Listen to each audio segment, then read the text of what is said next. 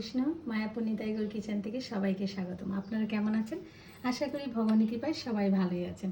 আজকে চলে এসেছি একটা নতুন ভিডিও নিয়ে, আপনাদের সাথে শেয়ার করব।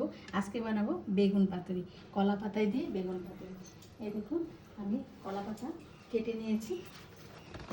কলা পাতায় দিয়ে আজকে বেগুন পাতুরি বানাবো। এই গরমে কিন্তু অনেক সময় আবার একটু হালকা হালকা খেতে ভালো লাগে না, তখন আবার একটু পাতুরি টাইপের খাবার খুব ভালো লাগে, তার জন্য।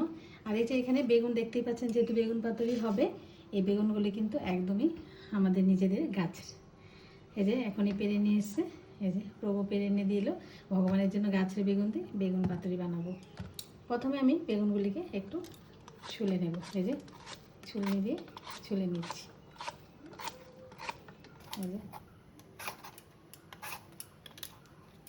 খোসাটা বেগুনে ছাড়িয়ে নিলাম। আমি এরকমভাবে একটা বেগুনকে যেহেতু ছোটো, এই যে 3 ভাগ করে বানিয়ে নিলাম।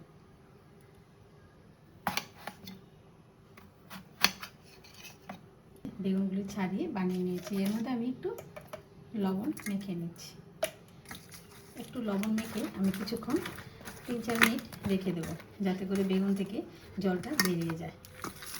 আর এখানে নিয়েছি একটা মশলা করে নিয়েছি, মশলা নিয়েছি বেটে নেব। এখানে নিয়েছি নারকেল কুড়ানো, 3টে কাঁচা লঙ্কা, 1 টুকরো আদা, কালো সর্ষে, সাদা সর্ষে, পোস্ত, আর 4-5টা কাজু বাদাম, আর এমনি চীনাবাদাম কটা।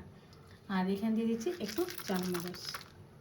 এখন এটা একটু লবণ দিয়ে ভালোভাবে একটা পেস্ট করে নেব। অল্প একটু হলুদ দিয়ে বেগুনগুলো একটু মাখিয়ে নিচ্ছি। আর এখানে আমি একটা কড়াই বসিয়ে দিয়েছি।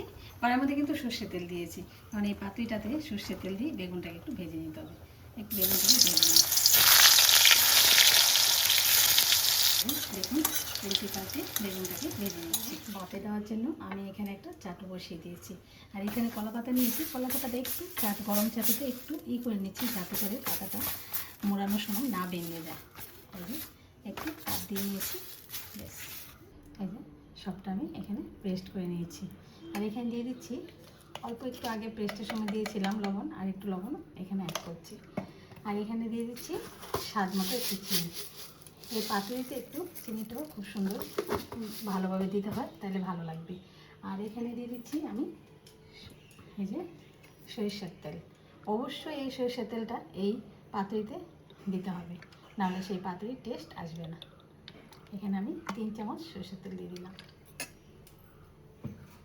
আর এখানে দিয়ে দিচ্ছি অল্প একটু লেবুর রস।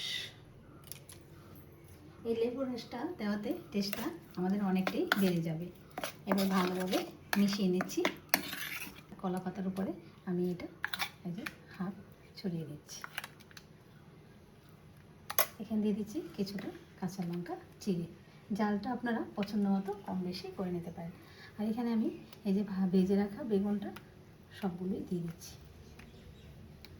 এভাবে ছড়িয়ে দেওয়ার মানে হলো যাতে করে সবটা আমাদের এই যে বাটাটা, এটা যাতে খুব সুন্দর ভাপে থাকে, তাহলে পাতুরিটা খুবই টেস্ট লাগবে। এই যে এর উপরে এখন আমি পুরোটাই বাটা দিয়ে দিচ্ছি। এই যে পুরোটা ছড়িয়ে দিলাম, একদম বাটি পরিষ্কার করে দিয়ে দিলাম। আর এখানে দিয়ে দিচ্ছি কাঁচা লঙ্কাও চিড়ে। আর উপরে আর একটু সর্ষের তেল দিয়ে দিলাম। এবার ভালোভাবে পাতাটা মুড়িয়ে নিচ্ছি। এটা আপনারা চাইলে আলাদাভাবে 2-3টে করে দিতে পারেন। এটা যখন আমার সময় অনেক তাড়াতাড়ি দরকার, তখন আমি একসাথেই এটা দিয়ে দিলাম। এবার এই যে মুড়িয়ে আমি একটু সুতা দিয়ে বেঁধে নিচ্ছি, যাতে করে পুরোটা না বেরিয়ে যায়। চাটুটা গরম হয়ে গেছে, এর মধ্যে দিয়ে দিচ্ছি অল্প পরিমাণে একটু সরিষার তেল। তেলটা দিয়ে ভালোভাবে একটু গুঁড়িয়ে নিলাম। গরম হয়ে গেছে, এখন আমি এই কলা পাতা পাতুরিটা এর মধ্যে দিয়ে দিচ্ছি।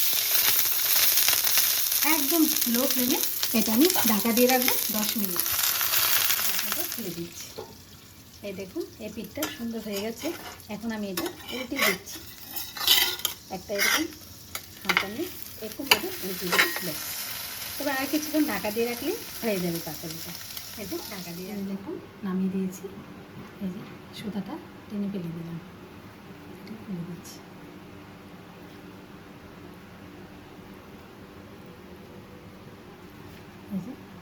সুন্দর হয়ে আমি একটা তুলে দেখাচ্ছি, এই যে দেখুন।